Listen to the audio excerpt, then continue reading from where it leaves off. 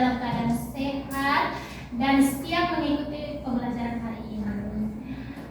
Baik, sebelum kita masuk ke pembelajaran, mungkin ada satu orang yang bisa memimpin doa. Ya, silakan dipimpin doanya ya. Teman-teman, marilah kita membaca doa sebelum mengikuti pembelajaran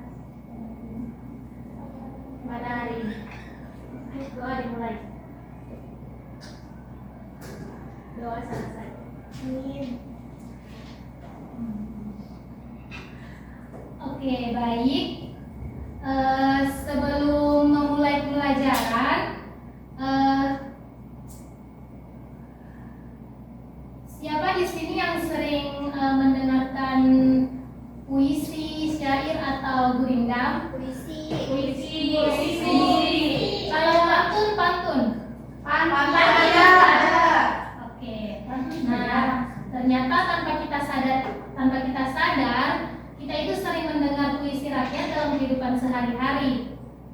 Kemudian tujuan pembelajaran hari ini adalah kalian mampu memahami jenis-jenis puisi rakyat serta membuat puisi rakyat. Dalam hal ini menulis puisi. Nah, jadi di sini ada materinya, mohon disimak ya teman-teman. Iya, Ibu.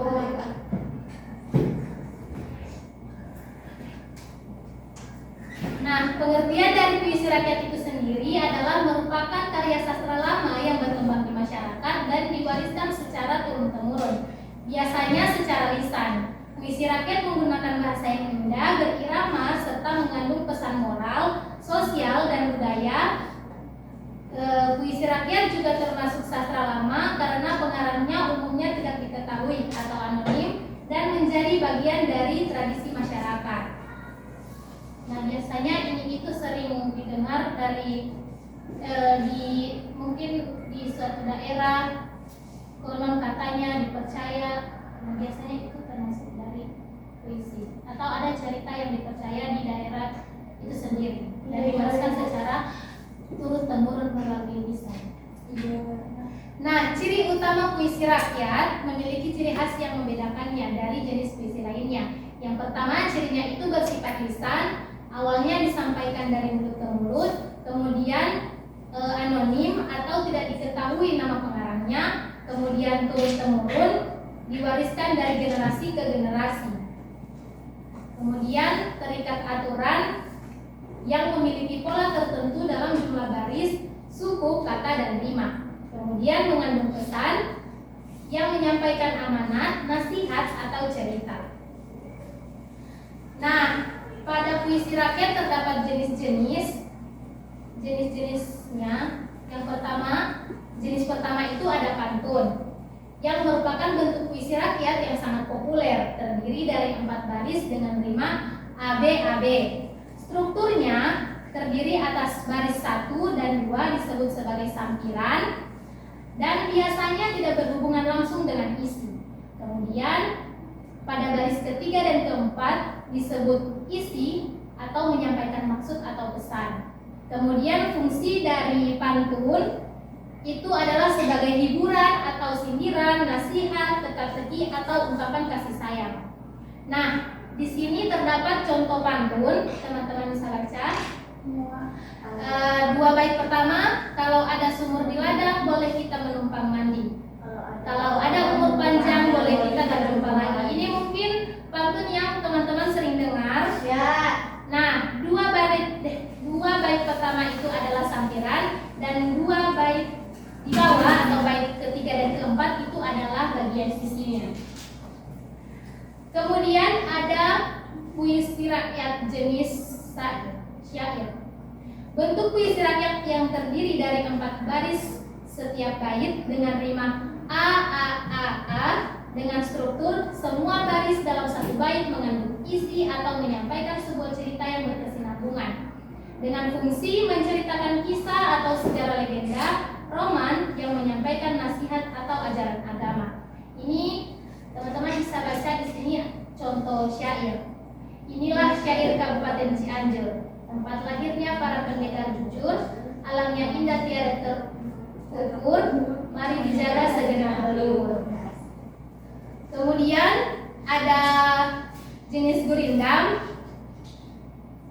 Bentuk puisi rakyat yang terdiri dari 2 baris setiap bait dengan rima AA yang memiliki struktur baris pertama berisi sebab atau syarat, baris kedua berisi akibat atau jawaban dengan fungsi menyampaikan nasihat, ajaran moral, atau kebenaran hidup.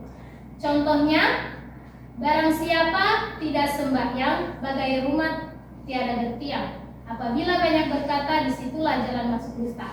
2 baris pertama itu satu baris pertama itu adalah sebab, kemudian baris kedua adalah akibat, dan ini yang kedua, contoh yang kedua. Nah, kemudian kekayaan puisi rakyat di Nusantara. Puisi rakyat tersebar di seluruh Indonesia dengan ciri khasnya masing-masing. Jika pantun sangat populer di wilayah Melayu, Sumatera, Kalimantan, atau Kepulauan Riau, sedangkan syair ditemukan di berbagai daerah, seringkali dipengaruhi oleh tradisi Islam dari daerah Aceh, Minangkabau. Kemudian kalau gurindam banyak ditemukan di wilayah Melayu dan memiliki pengaruh kuat dari sastra klasik. Nah, mengapa puisi rakyat itu penting? Karena yang pertama, dapat melestarikan bahasa, menjaga kosakata dan gaya bahasa tradisional. Kemudian yang kedua, mewariskan nilai budaya yang mengandung kearifan lokal, norma sosial, dan ajaran moral. Dan yang ketiga, menghibur dan mendidik, menyampaikan pesan dengan cara yang menarik dan mudah diingat. Kemudian, mempererat kebersamaan, seringkali dilombakan atau dibawakan dalam acara-acara komunitas.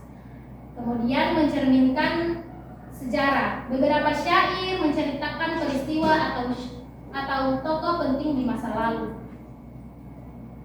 Nah, sebelum menutup pembelajaran hari ini, saya akan memberikan teman-teman kuis untuk menguji sebagaimana atau sampai mana paham kalian terhadap pembelajaran hari ini, yaitu puisi rakyat.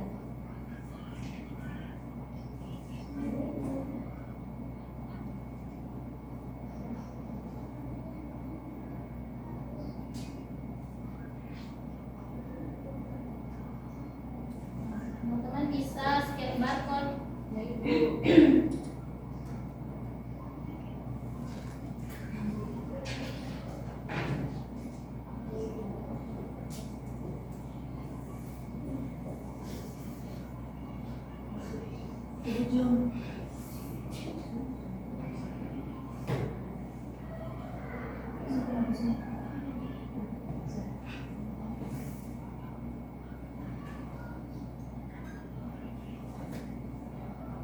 Oke, sebagian sudah ada yang sudah masuk.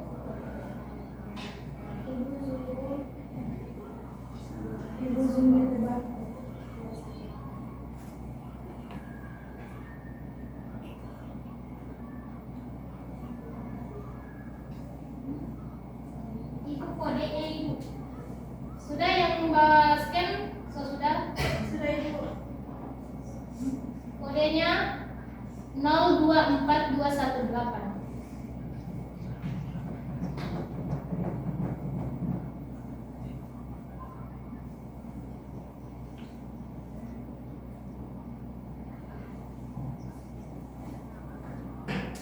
Sudah masuk?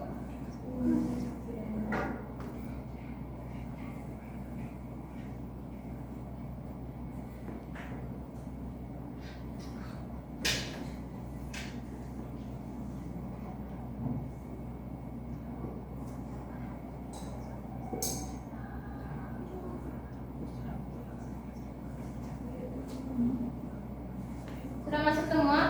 Sudah Ibu. Oke, boleh kita mulai sekarang.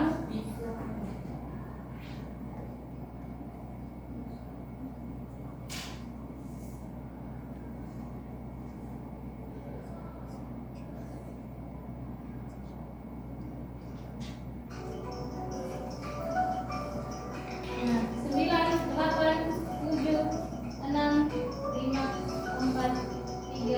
2, 1. Oke, kita lanjut ke soal yang berikutnya. Berikut yang termasuk jenis puisi rakyat adalah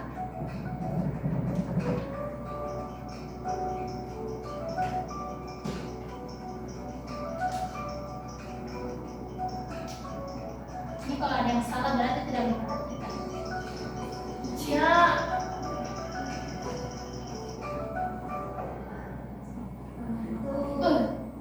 Novel. Apa itu? Oke, kita lanjut. Soal yang ketiga. Dalam pantun baris pertama dan kedua disebut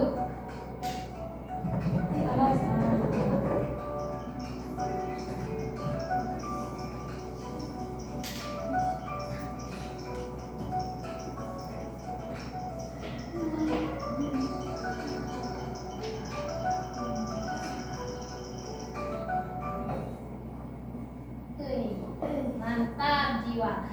Jadi di sini ada yang menjawab amanat, tapi tidak apa-apa. Ini masih dalam tahap proses belajar. Kita lanjut ke soal yang berikutnya.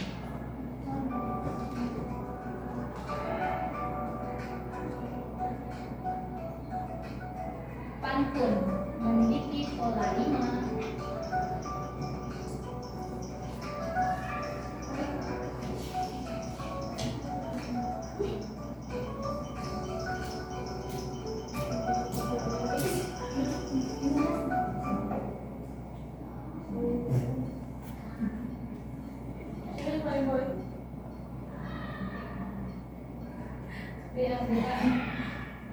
Oke, lanjut ke soal yang terakhir.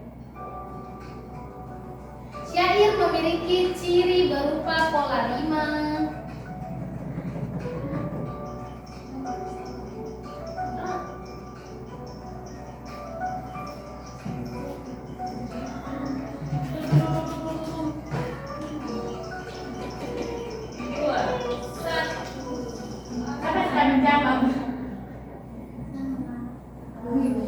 Salah.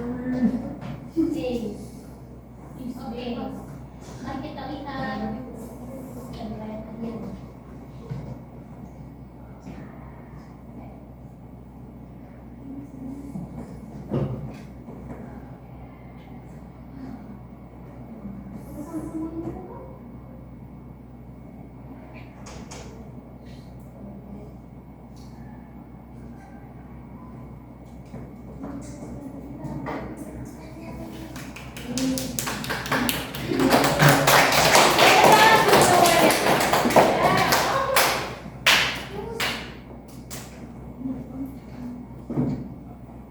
Nah, dari mengisi kuis tadi dapat dilihat teman-teman, sebagian sudah ada yang paham dan sebagiannya lagi mungkin bukan tidak paham tapi belum paham, perlu mempelajari kembali materi ini agar bisa lebih mengerti.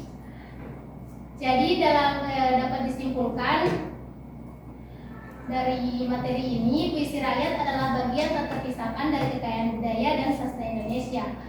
Pantun, syair, dan gurindam adalah 3 contoh bentuk puisi rakyat yang memiliki ciri khas dan fungsi masing-masing. Nah, semoga saya harap teman-teman paham dengan apa yang sudah dipelajari hari ini. Sebelum menutup pembelajaran hari ini, saya memberikan tugas kepada teman-teman untuk membuat 1 contoh pantun. Ya, masing-masing 1 orang membuat contoh pantun dan dikumpulkan minggu depan. Kemudian dipresentasikan. Mungkin itu saja pembelajaran hari ini. Saya harap teman-teman dapat memahami dengan baik dan saya akhiri. Wassalamualaikum warahmatullahi wabarakatuh.